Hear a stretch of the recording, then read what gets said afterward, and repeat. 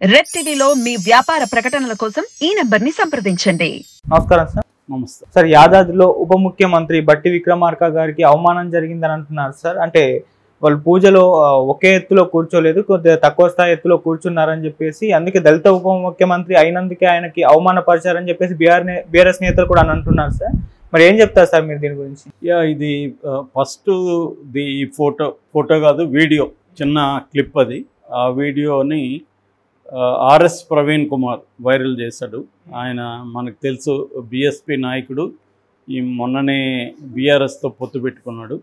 అప్పటి నుంచి ఆయన ప్రధానంగా కాంగ్రెస్ మీద విమర్శలు చేయడం అనేది మొదలుపెట్టాడు. అందులో ఆయనకి ఈరోజు ఇది దొరికింది. ఆ వీడియో మొత్తం లేదు, అంటే ఇంకా ఎవరెవరు ఎలా కూర్చోండారు అనేది లేదు, కానీ ఫోటో కూడా బయటకు వచ్చింది అంత మాత్రం. సరే, మనం అంత మాత్రమే విశ్లేషిద్దాం, ఎందుకంటే మనకి మొత్తం వీడియో లేదు కాబట్టి. సో ఏదేమైనా అక్కడ ఎవరెవరు ఉన్నారంటే, ప్రధానంగా ముఖ్యమంత్రి రేవంత్ రెడ్డి, వాళ్ళ సతీమణి, తర్వాత ఒకవైపు ఏమో ముఖ్యమంత్రికి కుడివైపు ఏమో కోమటిరెడ్డి వెంకటరెడ్డి, అటుపక్క ఎడమవైపు ఏమో ఉత్తమ్ కుమార్ రెడ్డి, ఆయన పక్కన కొండా సురేఖ, ఇటు కోమటిరెడ్డి వెంకటరెడ్డి పక్కన బట్టి విక్రమార్క, మల్లు బట్టి విక్రమార్క, వీళ్ళు ఉన్నారు.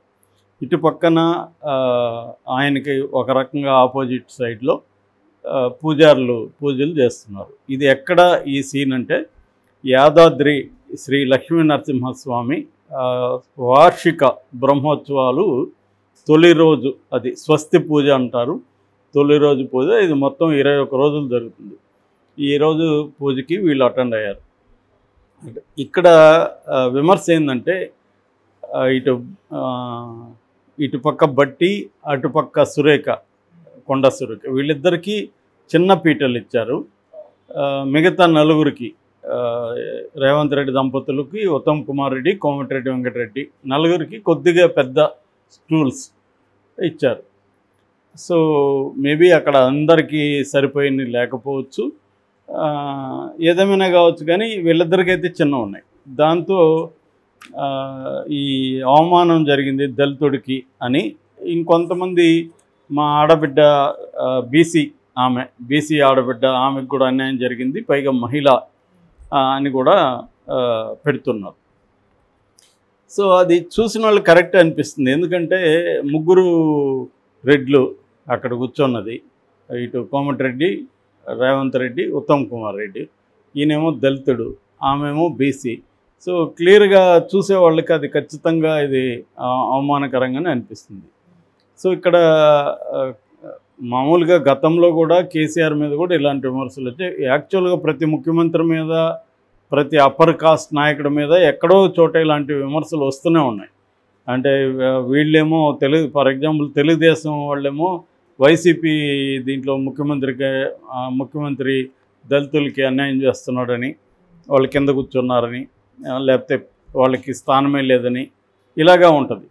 ఇక్కడ పవన్ కళ్యాణ్కి ఒకటికే రాదు, ఎందుకంటే ఆయన ఎవరిని కూర్చోబెట్టాడు కాబట్టి ఆయనకి అసలు సమస్య లేదు, ఎవరిని ఎక్కని స్టేజ్ ఆయన, లేదంటే మన నాదెండ్ల మనోహర్, అందుకని ఆయనకి ఆ ఇబ్బంది లేదు. మిగతా వాళ్ళందరికీ ఎక్కడో చోట ఇబ్బంది వస్తుంది. సో ఇదేంటంటే, నిజానికి ఇక్కడ ఒక రెడ్డికి కూడా అన్యాయం జరిగింది, దాన్ని కూడా మాట్లాడట్లా. ఆ రెడ్డి ఎవరంటే, యాదాద్రి జిల్లా డీసీసీ అధ్యక్షుడు అండెం సంజీవ్ రెడ్డి. ఆయన అసలు లోపలికి అలో చేయలేదంట, ఆయన అక్కడ ధర్నా కూడా చేశాడు బయట. సో ఈ విషయం పెద్ద హైలైట్ కాలేదు.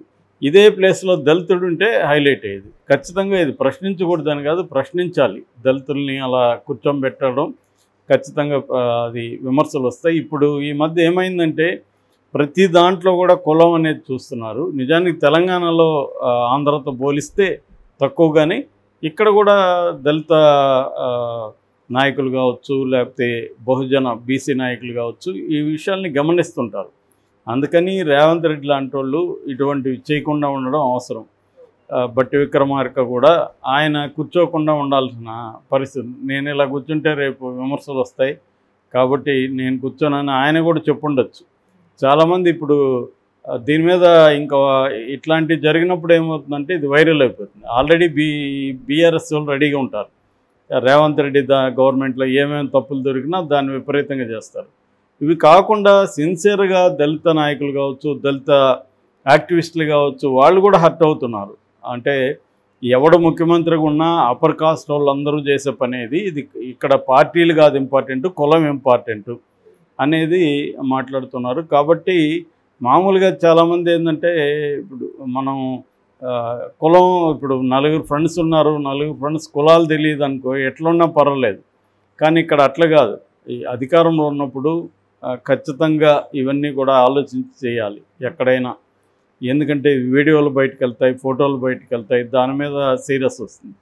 దీనికి ఇంకొక కోణం కూడా, ఒక బ్రాహ్మణ అతను కామెంట్ పెట్టాడు, మా బ్రాహ్మణులు కూడా కింద కూర్చున్నారు, వాళ్ళందరికంటే కింద కూర్చున్నారు కదా వీళ్ళు, సో నేల మీద కూర్చున్నారు వాళ్ళు మరి మాకు అన్యాయం జరగలేదని వాళ్ళు కూడా అంటున్నారు. నిజానికి పూజారులు కింద కూర్చొని చేస్తారు తప్ప అదేంటి కుర్చీలలోనో బెంచీల మీద కూర్చొని పూజలు చేయరు. కాబట్టి వాళ్ళేమీ అలా అనుకోరు. రెండోది, ఒక ముఖ్యమంత్రి హోదా ఉన్నప్పుడు వాళ్ళు కింద కూర్చొని చేసేది అలవాటు. ఏదేమైనా ఖచ్చితంగా అయితే ఇది కరెక్ట్ కాదు. ఆయన రేవంత్ రెడ్డి చేసింది, ఆయన ఆలోచించి ఉండాలి. ఇట్లా బట్టి దళితుడు, ఈమె బీసీ కాబట్టి ఒక రకంగా వాళ్ళకి పెద్ద పెట్టేసి ఈయన కింద కూర్చోన్నా ఈయనకి మంచి పేరే వచ్చేది, దళితుడికి పెద్ద పెట్టేశాడని. మామూలుగా రేవంత్ రెడ్డి టాటు ఆలోచించి చేస్తూ ఉన్నాడు ఈ మధ్య. మరి ఇక్కడ ఎందుకు చేయలేదు అనేది మనకు తెలీదు. వాళ్ళ వెర్షన్ ఇంటే కానీ కాంగ్రెస్ వాళ్ళు అయితే అదేం లేదు, పీటల్లో చిన్న తక్కువ ఉంది ఎక్కువ ఉంది తప్ప అందరూ పీటల మీద కూర్చున్నారు, ఎవరు కింద కూర్చోబెట్టలేదు వాళ్ళని. ఆ పీటలు సరిపోనప్పుడు అందరికి ఉన్నాయనుకొని వాళ్ళు ముందు కూర్చున్నారు. సరే మేము కూర్చుంటాంలే అని వీళ్ళే పర్వాలేదు అని వీళ్ళు ఇట్లా కూర్చున్నారు.